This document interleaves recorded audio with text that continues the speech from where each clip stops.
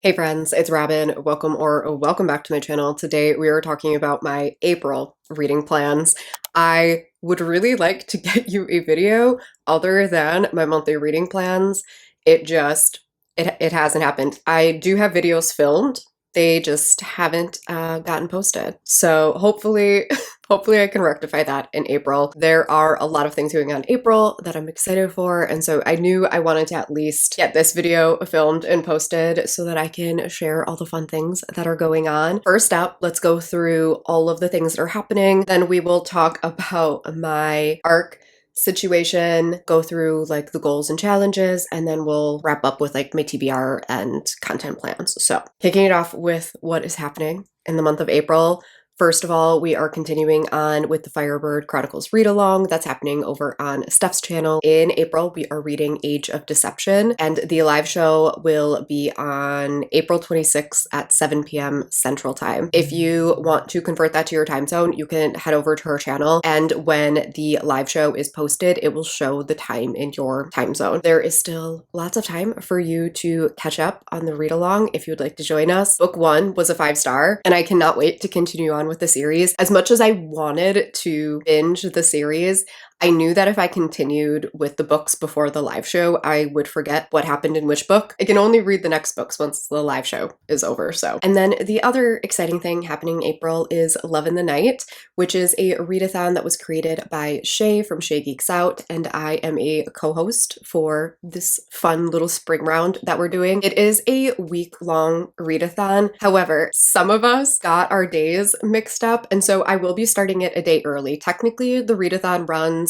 from April 7th through April 13th, and we will have a live show on the 13th over on Shae's channel. However, I thought it was the 6th to the 12th for some reason, and so I will be starting on the 6th and just giving myself an extra day for paranormal romances. There is like a bingo board and all of this stuff for the readathon. However, I am not going to be using any of that. I just have a couple of books set off to the side that I am going to prioritize for that week. With how little I am reading and how many, I'm going to call them like obligation reads that I have, there's no room. There's no room for anything extra. I'm going to get into the ARC situation in here in just a second, but it's bad.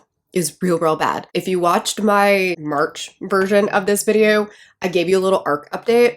And I talked about how I was going to participate in the March Madness thing hosted by Amanda from Talk About Swoon, and I was gonna make good progress. I didn't. I did not make good progress. I didn't at all. At the start of March, I was at 68%. I am now at 67%. I read 4 NetGalley arcs plus a 5th like e-arc that I was sent directly. So I did read 5 arcs in March, and I'm actually currently reading one. I'm currently reading I Think They Love You by Julian Winters. I have read arcs. Granted, I haven't finished reviews for them. I have 3 open reviews, but the real problem is this. I had 13 approvals in March. 13. I downloaded 13 new arcs in March. Can someone like just come and like slap my hand whenever I open up NetGalley? In my defense, I know for sure 3 of those were like duplicates of arcs that I already had, and I got the audio version because I have been taking walks with my daughter every single day because it's finally nice enough to go outside. And so I am now getting like a solid hour to 2 hours of audiobook time every single day. I needed the option for audiobooks. So yeah, it's bad. That's the ARC situation, which is why I can't add on any extra books for Love in the Night, because I need to just... The carryover arcs that I have from the beginning of the year, I have done a good job of keeping up month to month with my arcs. The problem is that April and May, I have, across those 2 months, I have over 20 arcs.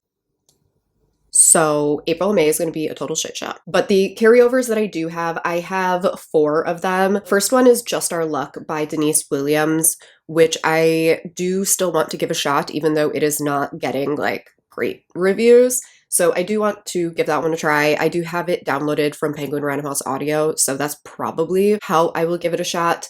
But if it's a DNF, it's a DNF. I do still have, there it is.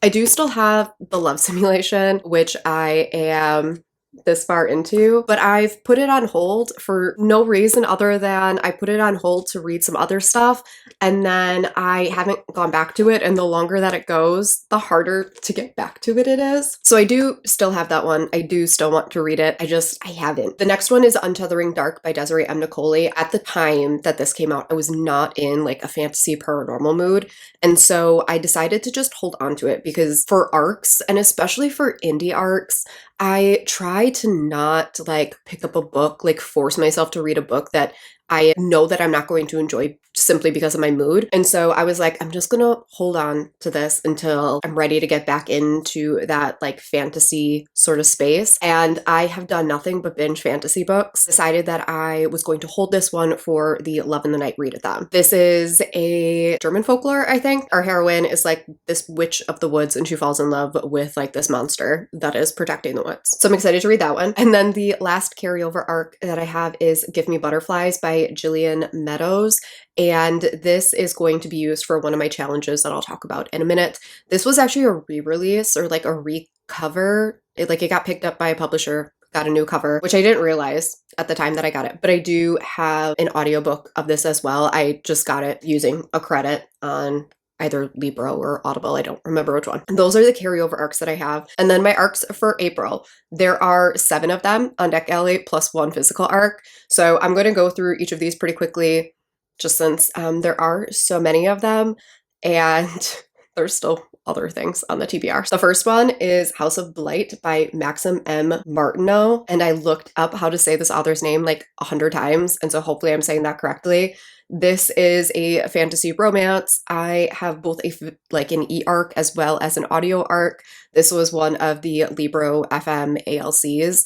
And I think this one is like a heroine with like some sort of weaving magic who is staying with this like really wealthy family and she's going to be used for her powers, something like that. I have Once Upon You and Me by Timothy Janofsky.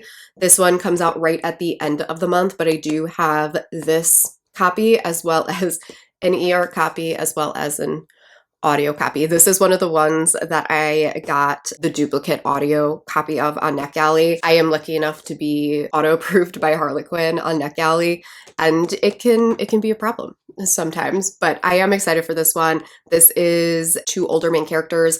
I think one is a divorced father and the other one is like the owner of some sort of resort that he is going to set up like his daughter's birthday or something like that. The next one is The Wind Weaver by Julie Johnson. This is going to be one of the first books that I pick up after I finish like my current reads because like I said, I'm in a huge fantasy mood and this one is calling to me. It is like a chunky book, but I do have an audio copy of this one as well. Sensing a theme. I have an audio copy from Penguin Random House Audio. This is a debut, and I have literally never read the synopsis for this. The little blurb up the top says, magic and adventure swirl as a young woman reignites the embers of an ancient prophecy, unleashing a storm that could save her realm or doom them all. The only arc that I don't have an audio copy for is Futbolista by Johnny Garza Villa, and this is an soccer romance. I think it's college. That's all I know. I know this author has written YA before, and his YA is like pretty popular. I think this is his adult debut. I also have Miss V's Hot Girl Summer by H. Cunningham, which I do have an audio copy of from NetGalley as well. Do I remember the synopsis for this? No. Have I read the synopsis for this? Quite possibly no. I love H. Cunningham, and so I saw the cover, saw the author.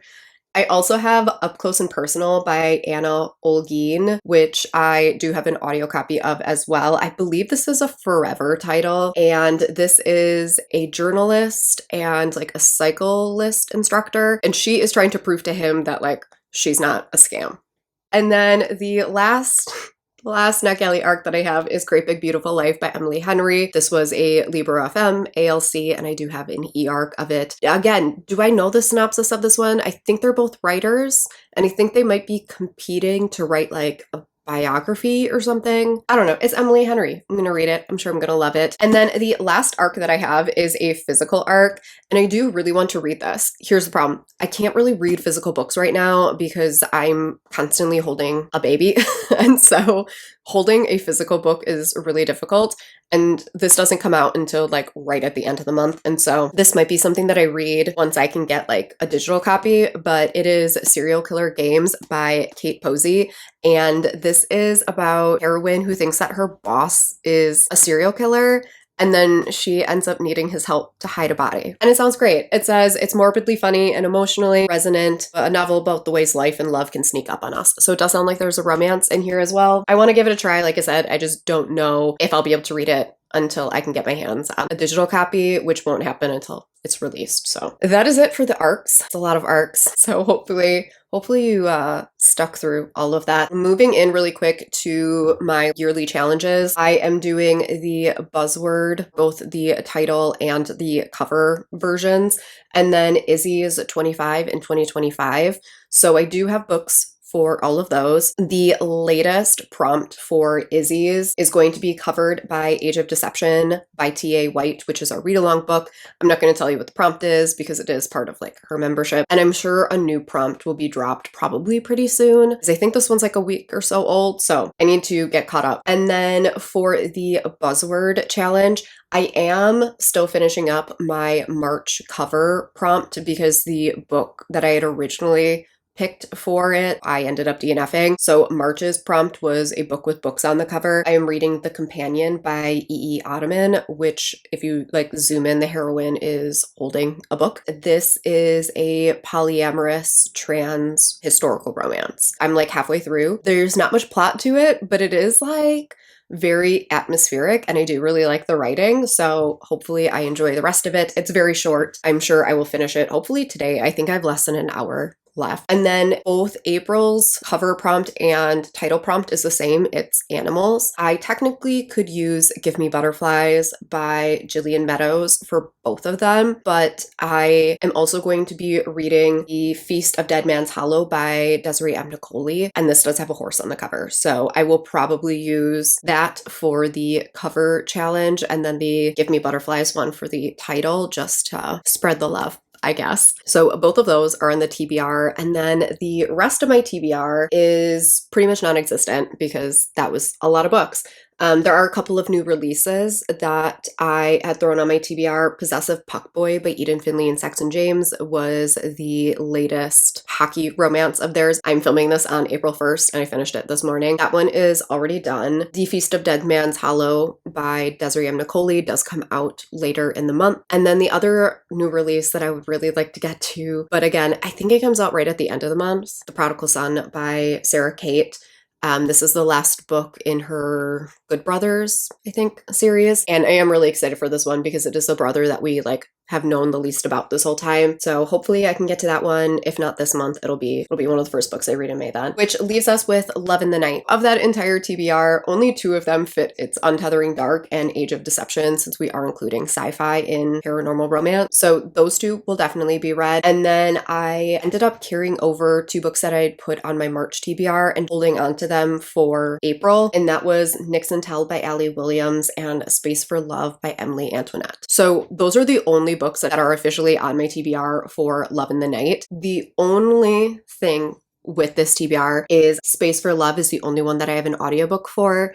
I don't think I ended up getting the audiobook for Age of Deception because I didn't love the narrator for that series. So if I do need another audiobook, I might find something else, but that is, as of right now, all of the books on my Love in the Night TBR. And that is actually it for all of the books on my TBR. It is a really, really large TBR. I actually put all of these books into one of the templates that I make over on Instagram, and it took 2 pages. So am I going to read all of these? Absolutely not. Maybe I could have read all of these if this was like 2 years ago, but 2025 Robin is not going to get anywhere close to finishing all of those books, but you know, we can dream. The last thing that I want to talk about for this video is just content channel plans. I talked in March about how I really wanted to post more videos, and I clearly did not, but it is going to happen. This is going to be the year that I get back to it. I am determined. YouTube plans are I really want to vlog Love in the Night if I can, because the last time that we hosted it, I had just given birth to my daughter, and so I barely participated at all. Really want to do a vlog this time around so that I can be like more active in the readathon. It's just kind of hard to vlog my life right now since I can't really show anything other than like my work day, since my husband and my daughter are not going to be in the video. I do have some upcoming releases videos. Those just need to get edited.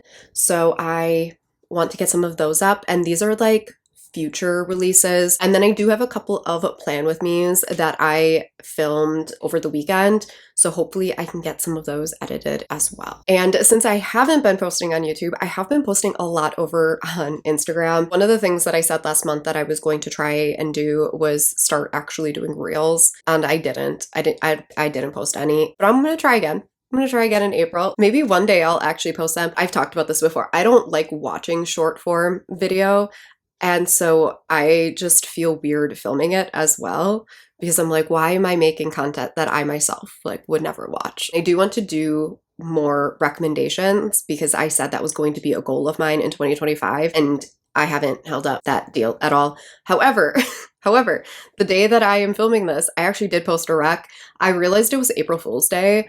And I think April Fool's Day is one of the dumbest things ever. Like, I don't know why it's a thing. However, it gave me the idea to do a Idiots to Lovers recommendation. I saw someone post something that said like, I'm a fool for, and I was like, oh, I'm a fool. Idiots to Lovers recommendation. So I did post at least one recommendation. So look at me already achieving my goals for the month of April. I think that's going to be it for all of my April plans. It is going to be another full busy month. My life is constantly full and busy, so I don't know why I even say that anymore. It's just pure survival mode all the time, but I am at least back in the swing of reading. I'm hoping that I can keep that up because it was a little touch and go there for a while. Let me know what you are reading in the month of April. Let me know if you're joining us for the read-along or the readathon. I would love to know what you are picking up. Thank you all so much for watching. I will see you in my next video. Bye.